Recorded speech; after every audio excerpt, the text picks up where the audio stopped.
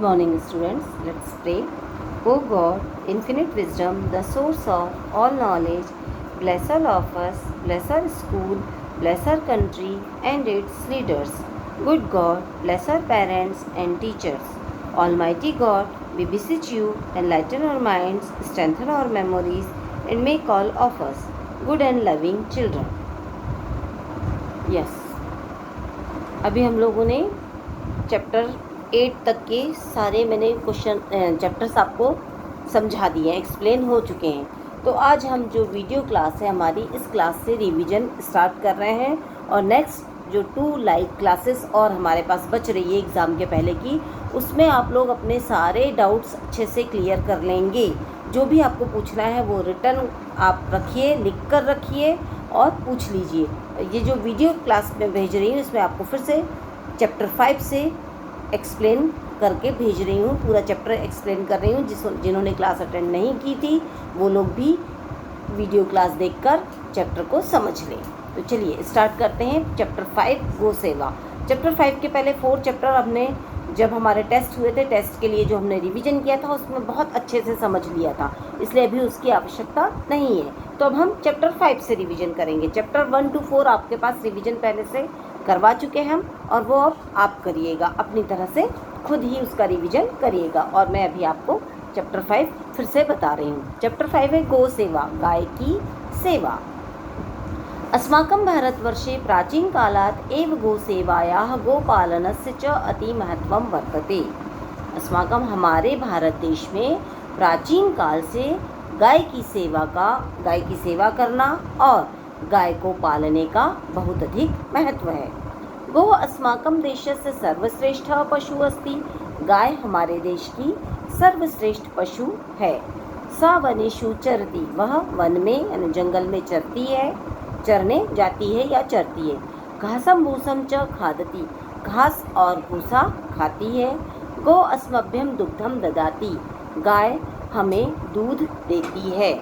गो दुग्धम शुद्धम स्वास्थ्यकरम च भवति, गाय का दूध शुद्ध और स्वास्थ्य के लिए लाभदायक होता है। गो दुग्धेन घृतम तक्रम च जायते, गाय के दूध से घी और मट्ठा मतलब छाछ आदि बनता है। गो घृतम च अतीव पवित्रम भवति, तो गाय का जो घी है वो बहुत ही पवित्र होता है। तस्य च देव पूजादिषु उपयोगो भवति, उसका प्रयोग जो है भगवान की पूजा आदि में किया जाता है या होता है।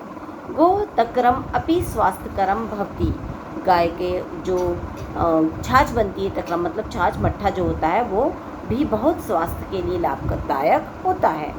भारतवर्षे गो मातृवत पूजा भवति, भारत देश में गाय की माता के समान पूजा होती है। यथा माता दुग्धादिदानेन अस्मान् पालयति, यथा जिस प्रकार माँ दूध आदि के दान से हमको पालती है, तथैव गो अपि दुग्धघृतादिदानेन अस्मान् पालयति, उसी प्रकार गाय भी हमको दूध घी आदि के दान से पालती है। अतः गो सर्वभूतानां मातेव सेव्या भवति, अतः इसीलिए गाय की सभी लोगों के लिए गाय जो है माता के समान सेवा के योग्य होती है, या गाय की माता के समान सेवा करना चाहिए। भारतवासिनः जनाः आदरेण गोपालनम कुर्वन्ति, भारत के जो लोग हैं वो गाय को आदर के साथ पालते हैं, आदर भाव से पूजनीय समझ के उसका पालन करते हैं। गो च भारतवासिनां बहु उपकारं करोति, गाय भी भारतवासियों पर बहुत से उपकार करती है। गोवत्सः एव वृषभा भवन्ति, गाय के बच्चे बड़े होकर क्या बनते हैं? बैल बनते हैं, बैल होते हैं। वृषभः एव कृषि कर्मणि भारतवासिनां सहायतां कुर्वन्ति, और बैल जो है किसानों की सहायता करते हैं। कौन से? खेती के कामों में भारतवासियों की सहायता करते हैं। ते हलेन क्षेत्राणि कर्षन्ति, वे हल से खेतों को जोतते हैं। शक्तानि वहन्ति, गाड़ियों को वहन करते हैं, मतलब गाड़ी लाने ले जाने का काम करते हैं। बैलगाड़ी जिसको बोलते हैं, बैलगाड़ी बोलते हैं ना, बैल जो उसको खींचते हैं वो गाड़ी, तो शक्तानि मतलब गाड़ी का वहन करते हैं, गाड़ी को लेके जाते हैं। कूपात जलम च कर्षन्ति, और कुएं से पानी भी निकालते हैं। गोमयम अप्यतीव उपयोगी वर्तते। गाय का गोबर बहुत उपयोगी होता है। गोमेन उपलानी निर्मीयन्ते। गोबर से कंडे बनते। उपलानी मतलब कंडे, उपले भी जिसको बोला जाता है, बनते हैं। उपला नाम ईंधन स्थाने प्रयोगो भवति। इन कंडों का प्रयोग ईंधन के स्थान पर जलाने के लिए किया जाता है। मतलब खाना बनाने के लिए जब जलाते हैं तो उसके लिए कंडों का उपयोग होता है। मालवा क्षेत्र में आपने देखा होगा कि अक्सर लोग बाटी कंडों पर ही सेकते हैं, कंडों को जलाते हैं और उस पर बाटियाँ सेकते हैं। तो मतलब जो उसका कंडों का जो प्रयोग है ईंधन के स्थान पर, जलाऊ लकड़ी या जलावन के स्थान पर किया जाता है। गोमेन च क्षेत्राणाम उर्वरा शक्ति वर्धते। गोबर की खाद से खेतों की उत्पादन की क्षमता, उत्पादन करने की शक्ति जो है वो बढ़ती है, अनाज को उत्पादन करने की शक्ति बढ़ती है।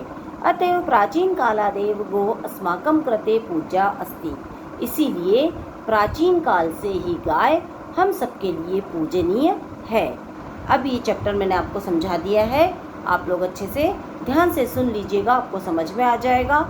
अगर कुछ भी प्रॉब्लम है, किसी वर्ड का मीनिंग नहीं समझ में आया है तो वो आप लिख कर रखिए और लाइव क्लास में पूछिए। चलिए फिर मिलते हैं, धन्यवाद।